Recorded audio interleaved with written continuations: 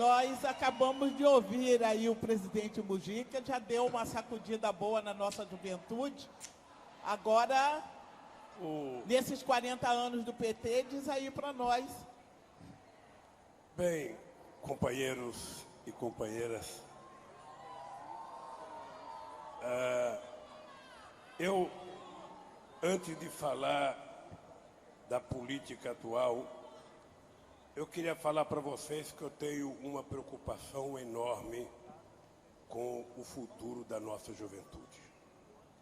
Porque, normalmente, o que nós queremos na vida, primeiro, é ter paz. Viver tranquilamente com a nossa família, a gente poder ter o suficiente para sobreviver, a gente poder estudar, a gente poder trabalhar, a gente poder criar a família da gente e a gente viver em comunhão na nossa comunidade.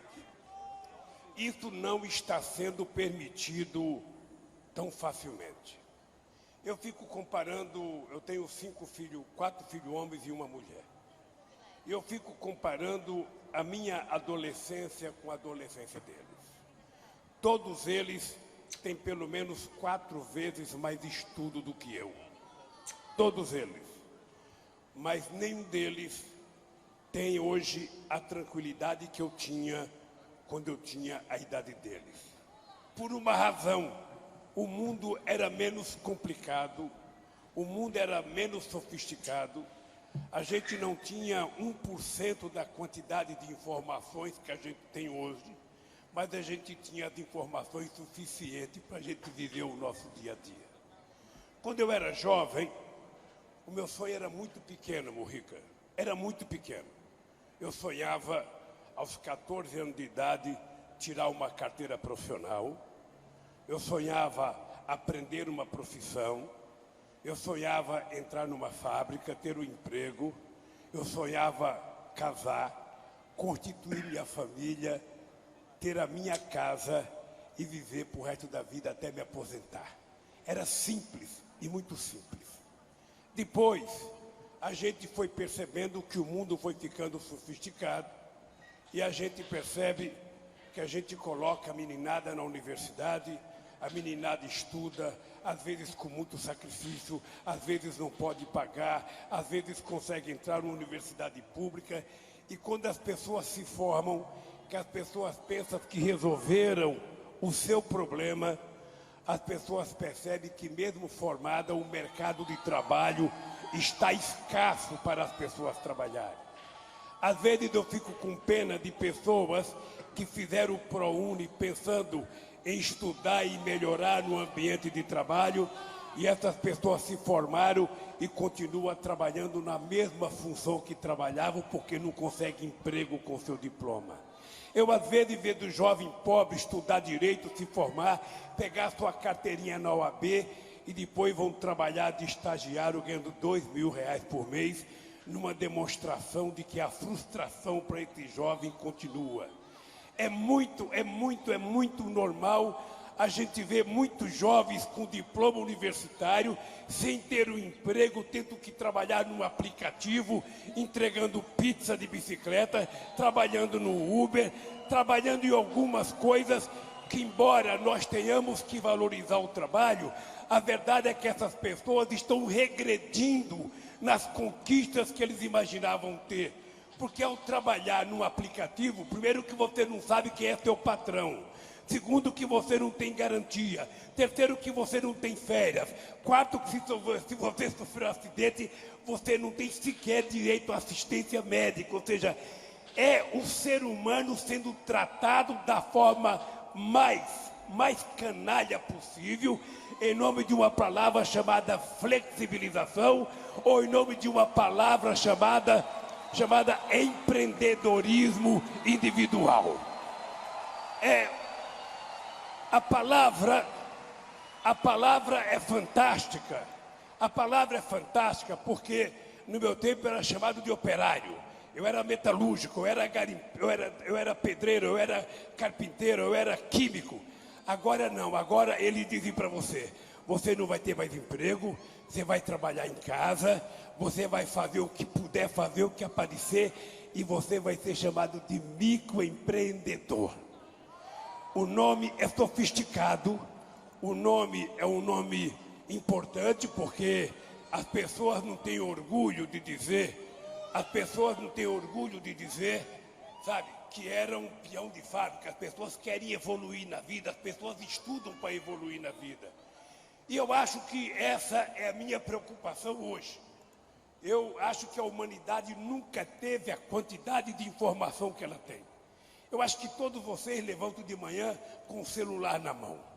Todos vocês sabem o que aconteceu na China, o que aconteceu nos Estados Unidos, o que aconteceu no Vietnã, o que aconteceu com Pepe Mujica, o que aconteceu com Lula, o que aconteceu no basquete, o que aconteceu eu diria, de feminicídio no mundo inteiro, de violência da polícia.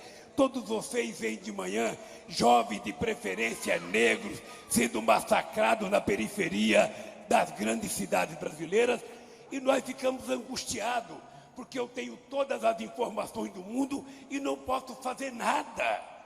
E eu fico pensando, no que o ser humano está sendo transformado? Eu temo, e vou contar a minha experiência de vida para vocês.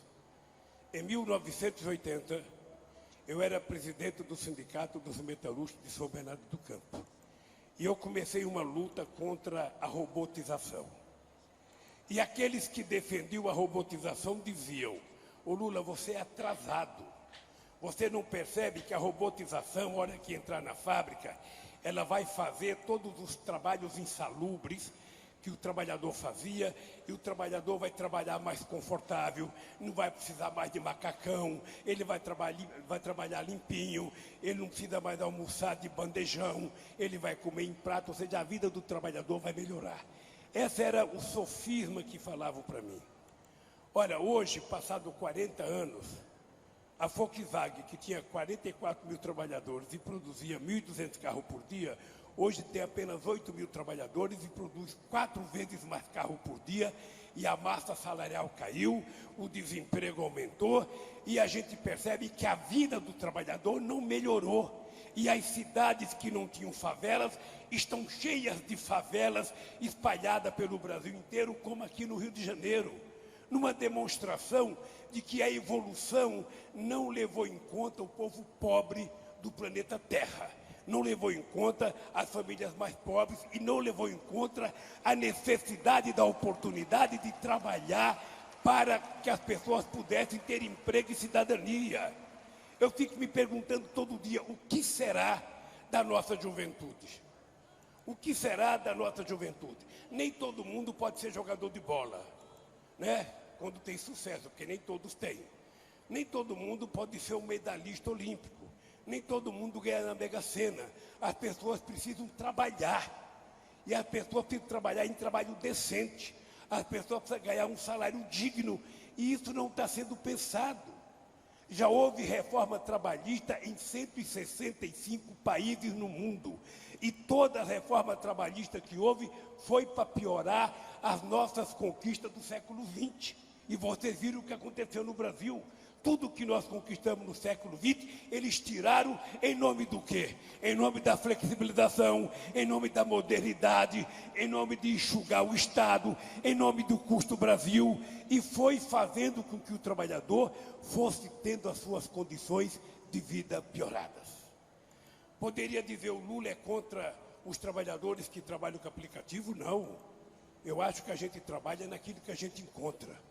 Quando um cidadão tem que sustentar a sua família, ele não escolhe. Quando um jovem tem que pagar a sua universidade, ele não escolhe.